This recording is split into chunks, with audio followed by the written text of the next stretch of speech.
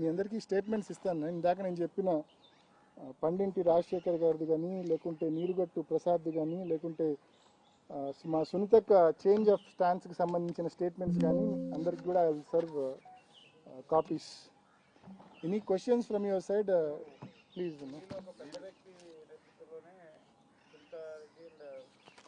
చంద్రబాబు నాయుడు ఈ case investigation మొత్తాన్ని ఒక సైడ్కి తీసుకెళ్లారని చెప్తున్నారు. ఎవరు ఆ పెద్ద వ్యక్తి? ఆ పెద్ద వ్యక్తి గురించి, ఆ వ్యవస్థ గురించి మనం మాట్లాడలేని పరిస్థితి ఉంది కాబట్టి నేను మాట్లాడడంలా.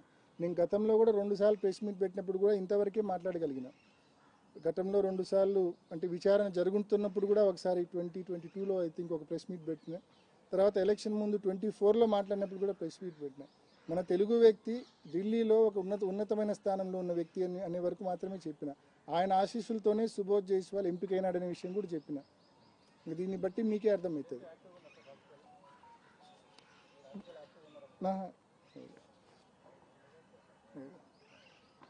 నెక్స్ట్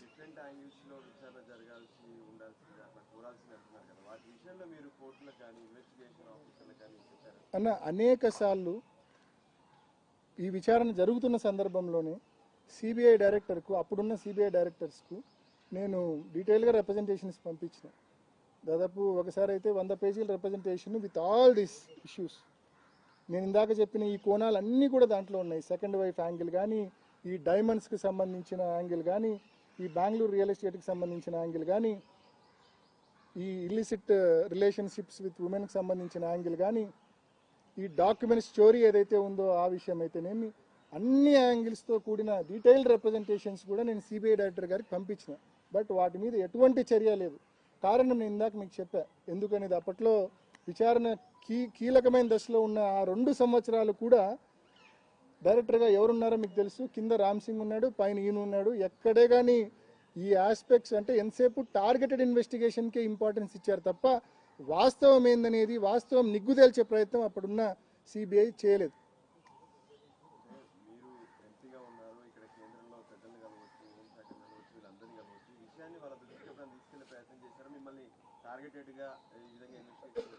కేంద్ర హోంశాఖ అంటే హోంమంత్రి గారికి, ప్రధానమంత్రి గారికి ఈమెయిల్స్ పెట్టానన్న. ఈమెయిల్స్ పంపించాను. ఎప్పుడు కలిసి అయితే నేను రిప్రజెంటేషన్స్ ఇవ్వలేదు, కానీ ఈమెయిల్స్ అయితే వాళ్ళకు నెంబర్ ఆఫ్ టైమ్స్ హోంమంత్రి గారికి పెట్టాను, ప్రైమ్ మినిస్టర్ గారికి పెట్టాను. సిబిఐ డైరెక్టర్ గారికి కూడా ఈమెయిల్స్లోనే పెట్టింది. అండ్ రిజిస్టర్ పోస్టులు కూడా చేశాను. ఈమెయిల్స్ అండ్ రిజిస్టర్ పోస్టులు చేశాను. సిబిఐ డైరెక్టర్కి చేశా, హోంమంత్రికి చేశా, ప్రధానమంత్రి గారికి కూడా చేశాను. ఆ టైంలో కేసు కీలకమైన దశలో ఉన్నప్పుడే చేశాను. అంటే మీరు మొన్న ఎన్నికల్లో కావచ్చు, అంత ముందు కావచ్చు, ఈ కేసును చంద్రబాబు నాయుడు గారు రాజకీయంగా ఎన్నికల క్యాంపెయిన్లో ఏ రకంగా ఈ కేసును వాడుకున్నాడో మీరు చూసినారు. అంటే కేవలం సిబిఐ ఒక లాప్ సైడెడ్ ఇన్వెస్టిగేషన్, ఒక టార్గెటెడ్ ఇన్వెస్టిగేషన్ చేసింది కాబట్టే చంద్రబాబు నాయుడు గారు దాన్ని రాజకీయంగా వాడుకోగలుగుతూ ఉన్నాడు. ఇప్పటికి కూడా వాళ్ళు ఏంటి, వచ్చే ఎన్నికల వరకు కూడా దీన్ని రాజకీయంగా వాడుకోవాలన్న ఇంటెన్షన్ చంద్రబాబు నాయుడు గారికి ఉంది. సునీతక్క దానికి మద్దతు ఇస్తూ ఉంది.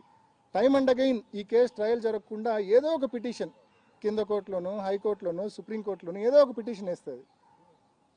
పిటిషన్ వేసి ఆ పిటిషన్ డిస్పోజ్ కావడానికి కొన్ని నెలల వ్యవధి పడుతుంది. దానివల్ల ట్రయల్ డిలే అవుతుంది. మొన్న సుప్రీంకోర్టులో 207 స్టేజ్ ఏదైతే డాక్యుమెంట్స్ ఫర్నిషింగ్ స్టేజ్ అంటే 13 లక్షల ఫైళ్ళు ఉన్నాయని చెప్పి సిబిఐ ఏదైతే చెప్పిందో, ఈ 13 లక్షల ఫైల్స్కి సంబంధించిన వెరిఫికేషన్ అంటే కొన్ని డాక్యుమెంట్స్ ఓపెన్ కాల. అవి ఓపెన్ కాకపోతే, అందులో ఏముందో తెలియకపోతే మాకు ఫెయిర్ ట్రయల్ ఎలా జరుగుతుంది? జరగదు కదా. కాబట్టి ఆ డాక్యుమెంట్స్ కొన్ని ఓపెన్ కానివన్నీ కోర్టుకి ఇచ్చాం. సో 207 స్టేజ్ను 4 వారాల లోపల కంప్లై చేయమని చెప్పింది. సో ఒక్కసారి 207 స్టేజ్ కంప్లై అయితే తర్వాత స్టేజ్ ఏంటి, ట్రయల్ బిగిన్ కావడమే. So that is it.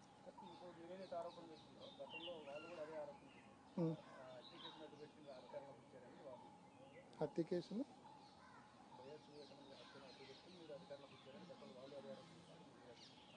ఆ రోజు పవర్లో ఉన్నది వాళ్ళే కదా. ఆ రోజు పెదనాన్న ఇన్సిడెంట్ జరిగినప్పుడు చంద్రబాబు నాయుడు గారే ముఖ్యమంత్రిగా ఉన్నారు. ఆ రోజు 3 నెలల పాటు విచారణ సంస్థ సిట్ అయినా మరొకటైనా వాళ్ళ చేతిలోనే ఉన్నింది. నిజంగా అట్లా ఏదున్నా కూడా వాళ్ళు తేల్చిండాలి కదా. ఇంకోటి హార్ట్ అటాక్ థియరీ గురించి ఇందాక ఒక అంశం మీకు చెప్పా. ఏ రకంగా కొంతమంది విట్నెస్లతో వాళ్ళ ఇంట్లో వాళ్ళతో వాళ్ళ దగ్గర వాళ్ళతో ఏ రకంగా ట్యూటర్ చేసి ట్రైన్ చేసి అవినాష్ రెడ్డి పేరు చెప్పండి, గుండెపోటు అని చెప్పినాడని చెప్పండి అని. మీకు ముఖ్యంగా హార్ట్ అటాక్ అనే థియరీ పెదనాన్న చనిపోయిన మరుసటి రోజు అప్పుడు చంద్రబాబు నాయుడు గారి ఆధ్వర్యంలో ఆ గవర్నమెంట్, వీళ్ళకి బాగా ఇష్టమైన గవర్నమెంట్ కదా, మా అక్క గారికి చంద్రబాబు నాయుడు గారి గవర్నమెంట్ అంటే చాలా ఇష్టం. ఆయన ప్రభుత్వంలో మార్చి 16, 2019 ఆ రోజు సిట్ పిలిచింది సునీతక్కను. సిట్ పిలిచి ఒక స్టేట్మెంట్ రికార్డ్ చేసింది. సునీతక్క దగ్గర చేసింది, రాజశేఖర్ గారి దగ్గర చేసింది, సౌభాగ్యమ్మ గారి దగ్గర కూడా చేసింది అనుకుంటా. బట్ సునీతక్క రాజశేఖర్ గారి దగ్గర అయితే చేసింది. ఆ సిట్కి సంబంధించిన డాక్యుమెంట్స్ కూడా మీకు గ్రూప్లో షేర్ చేస్తా.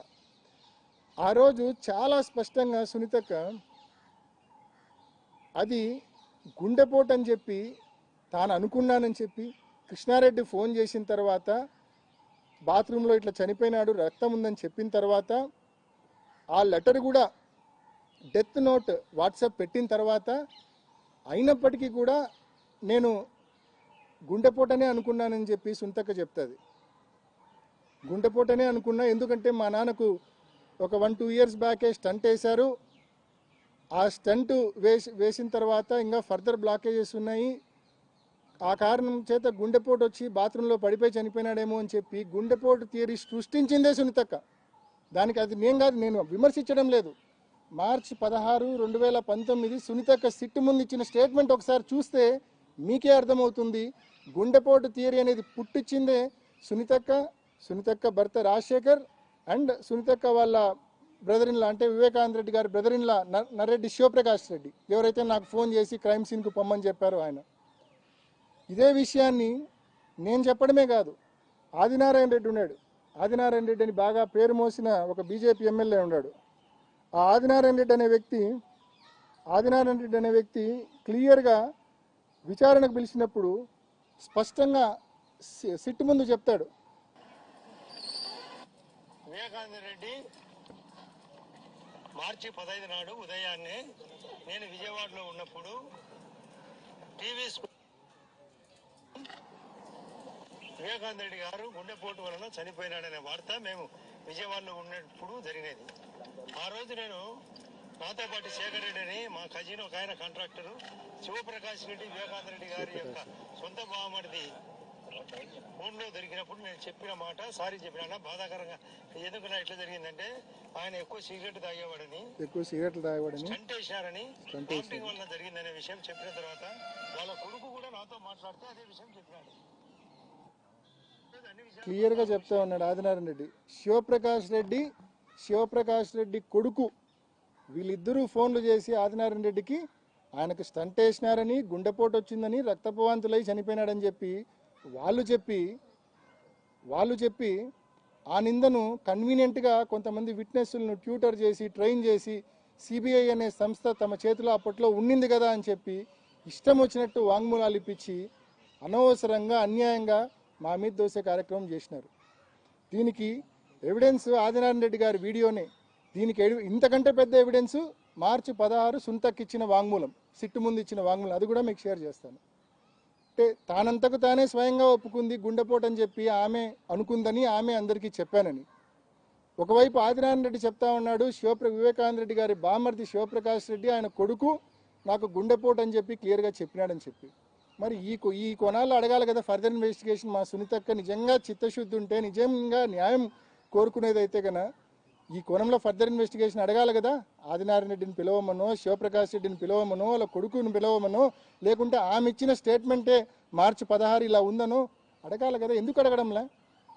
అత్యంత కీలకమైన అంశాలు కేసులో ఇవి పక్కదారి పట్టించి వేరే వాటిని టార్గెట్ చేసే కార్యక్రమం చేస్తూ ఉంది. ఈ కేసులో ఎంతసేపు కూడా అంటే సునీతక్క పరిస్థితి ఏంటంటే, బయటపడ్డామనుకున్న ప్రతిసారి ఇంకా లోపలికి కూరుకుపోతున్నా అనే భావన ఆమెలో ఉంది.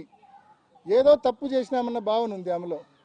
ఆ భావన ఉంది కాబట్టి ఇట్లా రెలవెంట్ సబ్జెక్ట్స్, రెలవెంట్ ఇష్యూస్ను ఎంక్వైరీ చేయమని అడగకుండా, కోర్టు దృష్టికి తీసుకోకపోకుండా ఇర్రెలవెంట్ ఇష్యూస్ అన్నింటి కూడా కోర్టు దృష్టికి, సిబిఐ దృష్టికి తీసుకొని పోయి కేవలం విచారణను పక్కదారి పట్టించాలా, విచారణను ప్రొలాంగ్ చేయాలా, అంతిమంగా చంద్రబాబు నాయుడు గారికి రాజకీయ లబ్ధి చేకూర్చాలా. ఇది జరుగుతూ ఉన్న తతంగం. స్టేట్మెంట్ని ఆవిడ పదే పదే మారుస్తూ వస్తున్నారు. అసలు ఈ హత్య వెనకాల ఆవిడ కూడా ఉందని మీకు ఎప్పుడు అనుమానం రాలేదు? నేను ఇందాక చెప్పిన అంశాలు ఇదే కదా. ఇప్పుడు బేసికల్లీ ఆమె భర్త తీరు, ముఖ్యంగా లెటర్ దాచిపెట్టమని చెప్పడము, ఆ అటెండర్ను సెలవు మీద పంపమని చెప్పడము, ఇవన్నీ చూస్తే భర్త పైన కానీ లేకుంటే బ్రదర్ ఇన్ లా పైన కానీ అండ్ షమీం గారి స్టేట్మెంట్స్ చదివితే షమీం అంటే వివేకానంద రెడ్డి గారి భార్య సెకండ్ వైఫ్ షమీం గారికి వివేకానంద రెడ్డి గారికి మధ్య జరిగిన సంభాషణలు అన్నీ కూడా బయట పెట్టే ధైర్యం సునీతక్కకు నిజంగా ఉందా? చాలా స్పష్టంగా విచారణలో ఉంది కదా, వివేకానంద రెడ్డి గారు ఆస్తులు ఆమె పేరిట ఇవ్వాలనుకున్నాడని ఉంది, హైదరాబాద్లో ఒక ఇల్లు కొనివ్వాలనుకున్నాడని ఉంది, హెచ్పిఎస్ స్కూల్లో అడ్మిషన్ తీసి చేర్చాలనుకున్నాడని ఉంది, వాళ్ళను పూర్తిగా సెటిల్ చేయాలనుకున్నాడని ఉంది. అన్ని కోణాలు ఉన్నాయి కదా. ఒకవైపు ఈయనకేమో పూర్తిగా డబ్బులు చెక్ పవర్ తీసేసినారు. ఒక పక్క సునీతక్క, రాజశేఖర్ గారు అండ్ సౌభాగ్యమ్మ వీళ్ళందరూ పెద్దమ్మ కలిసి చెక్ పవర్ తీసేసినారు. ఖర్చులకు కూడా డబ్బులు లేని పరిస్థితికి ఆయన తీసుకొచ్చారు. పూర్తిగా ఆయన అవాయిడ్ చేసినారు. లాస్ట్ 3 సంవత్సరాలు ఆయనతో మాట్లాడను కూడా లేదని చెప్పి విచారణలోనే ఉంది, సునీతక్క మాటల్లోనే ఉంది. మరి ఆయన పూర్తిగా అవాయిడ్ చేసినారు, అబాండన్ చేసినారు. ఆయన తాగి ఇంటి బయట పాపం స్టెప్స్ మీద పడిపోయినా కూడా ఇంటి బయట పండింటి రాజశేఖర్ లాంటి వాళ్ళు ఎత్తుకొని పోయి బెడ్ మీద పెట్టారు తప్ప ఎవరు ఫ్యామిలీ మెంబర్స్ ఆయన పూర్తిగా అబాండన్ చేసిన పరిస్థితి మనం చూసినాం. మరి అటువంటిది ఆ కోణంలో విచారణ పోకుండా ఇటువంటి ఇర్రెలవెంట్ ఇష్యూస్ అడగడము, ముఖ్యంగా షమీం గారికి వివేకానంద రెడ్డి గారికి మధ్య జరిగిన సంభాషణలు పూర్తిగా రివీల్ చేయాల్సిన అవసరం ఉంది. వివేకానంద రెడ్డి గారు ఆమెకు ఎన్నో అష్యూరెన్సెస్ ఇచ్చాడు, అవి అమలు చేయకుండానే ఆయన ప్రాణాలు వదిలాడు. అంటే ఆయన హత్య కాబడ్డాడు. మరి ఎవరు చేసి ఉండొచ్చు ఈ హత్య? ఈ హత్య చేయాల్సిన అవసరం ఎవరికి ఉంది? ఈ ఆస్తులు షమీం గారి పేరిట ఆమె కొడుకు పేరుతో పోతే నష్టపోయేది ఎవరు? ఆ నష్టం వాటిల్లకుండా వాళ్ళు చేసిండొచ్చు కదా. మర్డర్ ఫర్ గెయిన్ ఎందుకు కాకూడదు ఇది? ఆ దొంగలించబడ్డ రౌండ్ సీల్ ఉన్న డాక్యుమెంట్స్ ఏంటివి అవి? ఈ కోణంలో ఎందుకు సిబిఐ విచారణ చేయాలా? ఎందుకు సునీతకి ఈ కోణంలో విచారణ చేయమని ఏ కోర్టును ఎందుకు అడగడం లేదు? ఇదే మా రోదన. సునీత గారు హర్షల్ బీయింగ్ ఏ డాక్టర్, ఆ ఫోటోలన్నీ చూసారు కూడా తను ఎలా కన్ఫర్మ్ చేయగలిగారు అది హార్ట్ అటాక్ అని? So Harshal being a doctor number 1. Number 2, TDP వాళ్ళు ఇప్పుడు మీరు అన్నట్లుగా కొద్దిసేపటి క్రితం మీరు మాట్లాడుతూ ఈ ప్రాసెస్ మొత్తాన్ని వాడుకొని 24 ఎన్నికల్లో డిఫేమ్ చేసి గెలిచారని కూడా మీరు అన్నారు. చాలా సినిమాలు కూడా తీసినారు మీ మీద, యూట్యూబ్లో ఎక్కడ పడితే అక్కడ కూడా ఉన్నాయి. వాటన్నిటి మీద మీ యాక్షన్ ఎలా ఉండబోతుంది? బేసికల్గా మీరు చూసినారు గతంలో, అంటే వివేకం అని ఒక సినిమా చేసినారు వాళ్ళు. ఆ సినిమా డైరెక్టర్ ఎవడో తెలియదు, ప్రొడ్యూసర్ ఎవడో తెలియదు, యూట్యూబ్లో ఇష్టానికి రిలీజ్ చేసినారు. కేవలం కొంతమంది క్యారెక్టర్స్ను తీవ్రంగా అసాసినేట్ చేసి రాక్షసానందం పొందేందుకు మాత్రమే అటువంటి సినిమాలు వాళ్ళకు ఉపయోగపడ్డాయి. అండ్ రాజకీయంగా లబ్ధి చేకూర్చేందుకు మాత్రం ఆ సినిమా వాళ్ళకు ఉపయోగపడింది. కానీ పైనున్న దేవుడైనా ఈ రకంగా కొంత వ్యక్తుల క్యారెక్టర్ అసాసినేషన్ ఇంత ఘోరంగా చేస్తే దేవుడు కూడా క్షమించాడు. ఆ చేసిన వాళ్ళకు చేయించిన వాళ్ళకు తప్పకుండా బలంగా దేవుడు ముట్టికాయలు వేసే కార్యక్రమం తప్పకుండా జరుగుతుంది. మామూలుగా లేఖ రాస్తేనే ఇలాంటి విచారణ చేస్తుంటారు, మళ్ళీ ఆ పైన ఆయన ఆశిస్తూ అంటారండి. ఇప్పుడైనా దీనికి సంబంధించి మళ్ళీ ఏమైనా మీరు ఈ యాంగిల్స్ కోసం మళ్ళీ ఏమైనా ట్రై చేస్తారా? అంటే ఒకటేనా, సిబిఐ టైమ్ అండ్ అగైన్ కోర్టులో, అంటే కింద కోర్టు నుంచి పై కోర్టు వరకు టైమ్ అండ్ అగైన్ వాళ్ళు ఏం చెప్తున్నారంటే our investigation is complete, there is no need for further investigation అని క్లియర్గా చెప్తా ఉంది. And point number 2, as an accused we have very limited rights. మేము దీంట్లో ముద్దాయిగా మా దౌర్భాగ్యం కొద్దీ దీంట్లో మమ్మల్ని ఇరికిచ్చినారు కాబట్టి మాకు దీంట్లో చాలా లిమిటెడ్, అక్యూజ్డ్కు చాలా లిమిటెడ్ స్కోపే ఉంటుంది. ఈ 2 కారణాల వల్ల మేము ఎంత అడిగినా కూడా మాది అరణ్య నిరోధనగానే మిగిలిపోతూ ఉంది. అండ్ రెండోది, ఇందాక మీరు అడిగిన ప్రశ్న కంటిన్యూయేషను, ఫొటోస్ చూడడమే కాదు, అంటే అక్కడున్న Inayatullah and PA Krishna Reddy photos పంపడమే కాదు, సునీతక్కకు లెటర్ ఫోటో పంపడమే కాదు, డెడ్ బాడీ ఫొటోస్ కూడా పంపారు. వెరీ క్లియర్గా మర్డర్ అని తెలుసు. అంత క్లియర్ అని తెలిసినప్పటికీ కూడా పోలీసులకు ఫోన్ చేసి ఎందుకు చెప్పలేదు? నేను పోయి చెప్పే వరకు పోలీసులకు ఎవరు చెప్పలేదు కదా. నేను పోయి చెప్పడమే నేను చేసిన తప్పేమో బహుశా. వాళ్ళ లైన్లో ఉండింటే, ఎవరికి చెప్పకుండా ఉండింటే వాళ్ళు నన్ను మంచి అనేవాళ్ళేమో బహుశా. సో పోలీసులకు చెప్పకపోవడం ఒక ప్రధానమైన తప్పు. లెటర్ ఉందని తెలిసి, గాయాలున్నాయని తెలిసి ఎందుకు వాళ్ళు దాన్ని గుండెపోటుగా వాళ్ళే ఎందుకు అనుకున్నారు, ఎందుకు బంధువులకు చెప్పారు, ఎందుకు ఆదినారాయణ రెడ్డి వంటి వాళ్ళకి చెప్పారని దానికి ఆన్సర్ వాళ్ళు చెప్పాలా. సిబిఐ కూడా ఆన్సర్ చెప్పాలా. వాళ్ళు విచారం చేసింది కదా సిబిఐ కూడా ఆన్సర్ చెప్పాలా. రైట్ అన్నా థ్యాంక్ యూ అన్నా.